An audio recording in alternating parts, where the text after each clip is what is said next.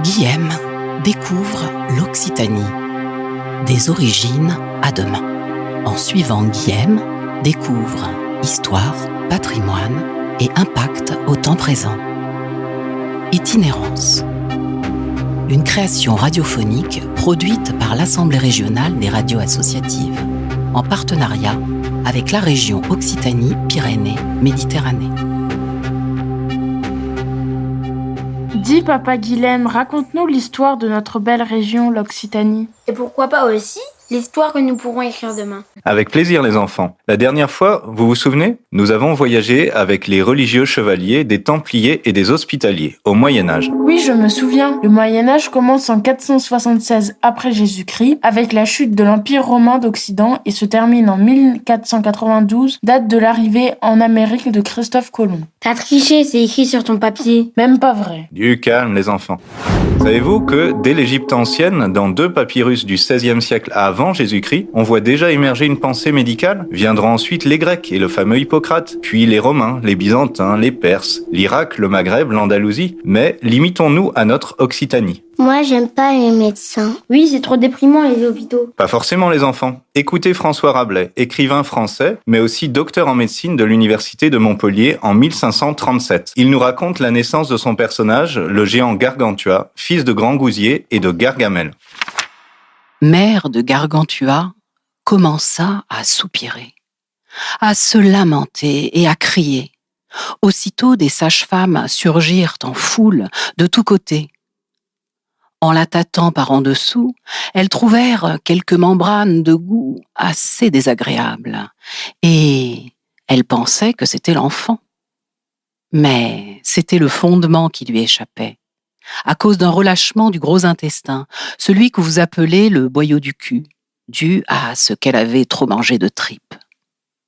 L'enfant entra dans la veine creuse et grimpant à travers le diaphragme jusqu'au-dessus des épaules, à l'endroit où la veine en question se partage en 2. Il prit son chemin à gauche et sortit par l'oreille de ce même côté.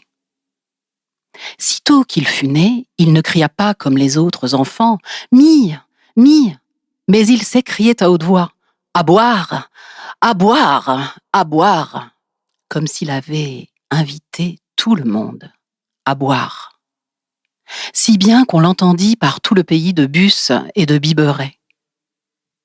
J'ai bien peur que vous ne croyiez pas avec certitude à cette étrange nativité. Si vous n'y croyez pas, je n'en ai cure, mais un homme de bien, un homme de bon sens, croit toujours ce qu'on lui dit et ce qu'il trouve dans les livres. Gargantua. Moi, j'y crois pas. Moi non plus, même si c'est écrit dans les livres. Très bien les enfants, vous l'avez compris, Rabelais utilise l'humour pour encourager l'esprit critique et le sens de l'observation, cher aux scientifiques. Venez, allons à Lunel, dans l'Hérault, sur les traces de chercheurs polyglottes, les Thibonides, qui ont traduit en hébreu et en latin l'héritage médical gréco-arabe. Une borne totem érigée en 2007 en témoigne encore aujourd'hui à Lunel. Historienne conférencière et auteure des 2 tomes Femmes de Lunel en Petite Camargue, aux éditions Edilivre, Martine Biard nous raconte cet héritage très ancien de la médecine. Martine Biard, bonjour. Bonjour. Vous allez nous dire un mot de cette présence juive ici à Lunel, de ces premiers scientifiques. C'est à la suite donc de Vespasien, qui était un empereur romain qui a conquis Jéricho, que les Juifs ont été obligés de migrer. Et donc ça se situe en 68, au 1er siècle après Jésus-Christ. On pense qu'ils sont arrivés à Lunel en 70 par des ports qui étaient ceux de Latte, de Saint-Gilles, à la fois avec une activité commerciale importante, des banquiers présents et puis aussi des savants, puisqu'on va retrouver ces savants pour les traductions, pour les travaux en astronomie et également pour la médecine. Et justement, qu'est-ce qu'on y enseignait dans cette école juive de Lunel, en particulier sur la médecine ? On enseignait par exemple l'art d'anesthésier les patients, de calmer la douleur. Ensuite, on savait également ligaturer les artères et puis également soigner les yeux. Mais même à Lunel, finalement, il va y avoir une période où les Juifs ne seront plus les bienvenus et ils vont partir vers Montpellier et peut-être contribuer aussi au démarrage de la médecine à Montpellier. Alors exactement. Alors le problème du bannissement des Juifs concerne en fait l'ensemble du royaume de France, puisque il y a une mesure de Philippe Auguste dès 1182 et apparemment il y a encore des poches de résistance, en particulier dans le sud, puisqu'il faudra une lettre patente de 1319 pour que précisément ceux de Lunel décident de partir. Et certains seront récupérés par la toute nouvelle faculté de médecine de Montpellier, puisqu'ils constitueront le tiers des médecins en activité à ce moment-là, et ils feront partie aussi des premiers doyens de la faculté de médecine de Montpellier. Donc ici, une école juive très présente et très pointue, qu'on mettait sur le plan de la notoriété sur le même rang que celle de Narbonne et de Béziers. Pourquoi est-ce que finalement il y a un tiers de ces Juifs qui vont vers Montpellier ? Alors il y a une tolérance papale. Nous avons, en tout cas à Montpellier,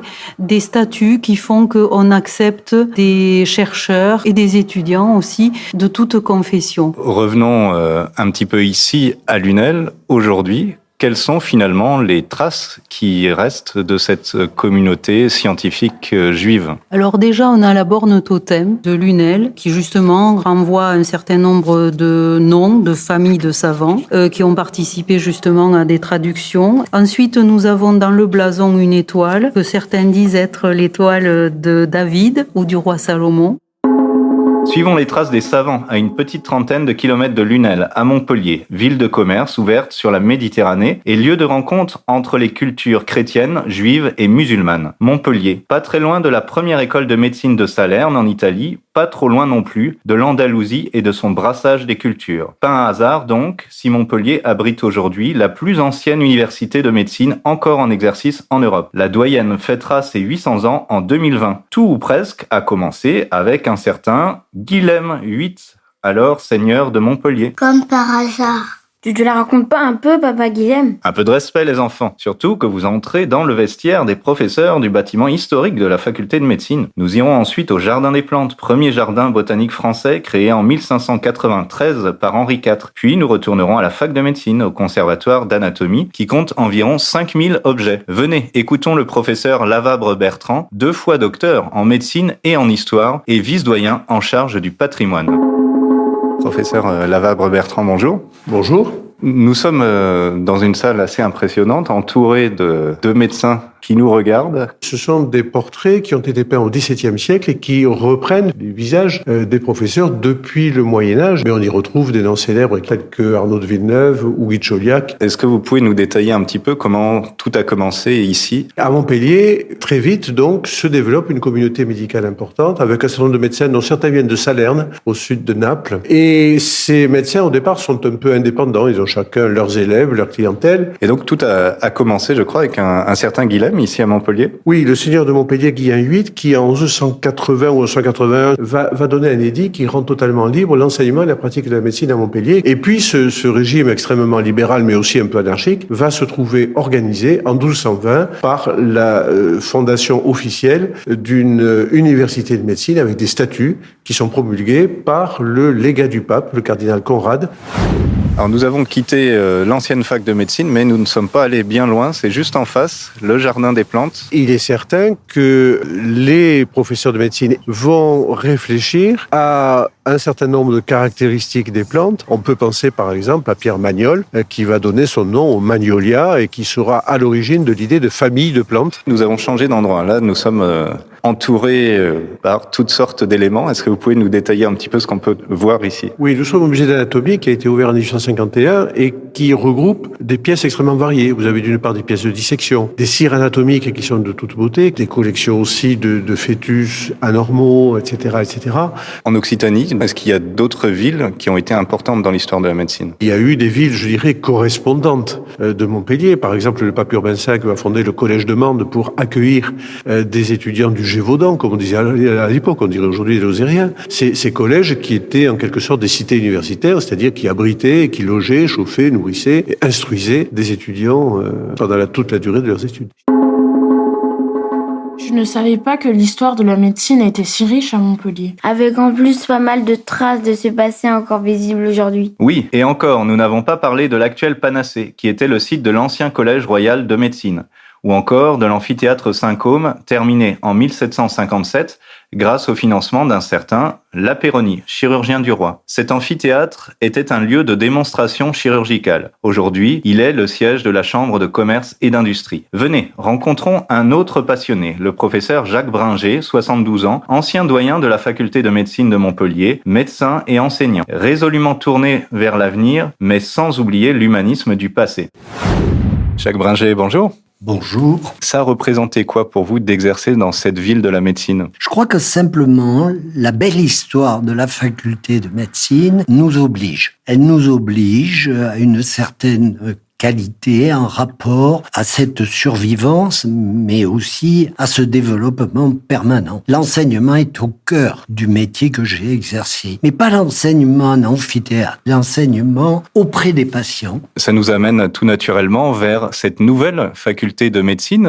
Qu'est-ce que vous pouvez nous en dire ? Alors c'est ce qui a fait peut-être notre originalité, c'est non seulement suivre ces grandes universités nord-américaines, mais c'est aussi d'associer un étage pour l'apprentissage aux relations humaines, à l'annonce d'une maladie grave, à l'attention portée aux malades. Et quel lien vous faites finalement dans cette préoccupation de l'humain entre les médecins de demain qui étudient ici à Montpellier et puis les tout premiers étudiants il y a 800 ans ? La base de la médecine était la philosophie. Les grands principes venaient à la fois par l'Italie, de la Grèce hippocratique, mais venaient aussi de l'influence musulmane et juive de Cordoue. Et ces influences, avant tout, apprenaient une forme d'humanisme. Que vous essayez de transmettre encore aujourd'hui aux médecins de demain. Oui, je crois qu'il faut absolument, surtout pas aller vers le tout technologique dans la médecine, car les robots le feront très bien. Par contre, la relation humaine, c'est-à-dire savoir annoncer, savoir regarder, savoir écouter, c'est capital. Quand même, ça doit être trop bien d'être médecin pour piloter des robots. Et aussi créer des maladies sur des mannequins de haute technologie. Alors écoutons le professeur Michel Chamas nous en parler. Ce chirurgien est le coordinateur de la plateforme d'apprentissage par simulation de la fac de médecine de Montpellier, la plus moderne en France, ouverte en 2017 avec ses laboratoires de recherche et près de 11 000 étudiants réunis dans un campus juste à côté des hôpitaux Lapéronie, Guy de Chauliac et Arnaud de Villeneuve. Professeur Michel Chamas, bonjour. Bonjour. Est-ce que vous pouvez nous citer quelques outils modernes de simulation et d'apprentissage de la médecine ? Les robots chirurgicaux, aujourd'hui, après une longue période de tâtonnement, aujourd'hui deviennent de plus en plus efficients et on s'orientera vers des robots de plus en plus petits, voire des nanorobots. Et nous disposons à la fois à la faculté de médecine d'une plateforme d'apprentissage robotique, mais aussi de formation robotique au CHU de Montpellier. Et avec le laboratoire d'informatique robotique microélectronique de CNRS, on a aujourd'hui une collaboration à la faculté de médecine qui est une collaboration qui sera à la fois pour l'enseignement, la formation des chirurgiens, mais aussi pour le développement de nouveaux robots et la recherche en robotique. En cela, finalement, la faculté ultramoderne de Montpellier s'inscrit dans une certaine continuité d'humanisme par rapport à celle du Moyen-Âge. Nous observons ce que nous ont appris nos aînés. Et c'est vrai que chaque fois qu'un étudiant en médecine soutient sa thèse à la faculté de médecine, il la soutient dans la salle des actes, entouré de portraits de grands médecins. Et c'est tout le poids de l'histoire et c'est tout l'enseignement de l'histoire. Ce docteur a étudié à Montpellier avant d'y être prof de médecine. Et il a soigné ensuite plusieurs papes. Oui les enfants, mais vous l'avez compris, la médecine continue de se réinventer, sans tourner le dos à ses valeurs humanistes. Souvenez-vous, aujourd'hui, à la toute nouvelle fac de médecine de Montpellier, les futurs médecins apprennent aussi avec des comédiens de l'École nationale supérieure d'art dramatique à annoncer une maladie et à écouter les patients. Pas très loin, finalement, de la philosophie de Rabelais qui disait que rire est le propre de l'homme et voulait amuser et guérir ses patients par l'humour, notamment. Guillaume découvre l'Occitanie des origines à demain. A été réalisé par Radio Aviva en partenariat avec RCF Maguelone. Réalisation Emmanuel de Soler-Stanzi. Conseiller scientifique Camille Tabet. Voix off Pascal Goéta. Voix chantée Muriel Devos-Prêcheur et François Fourès. Musique générique Benjamin Thiot. une création radiophonique produite par l'Assemblée régionale des radios associatives, en partenariat avec la région Occitanie-Pyrénées-Méditerranée.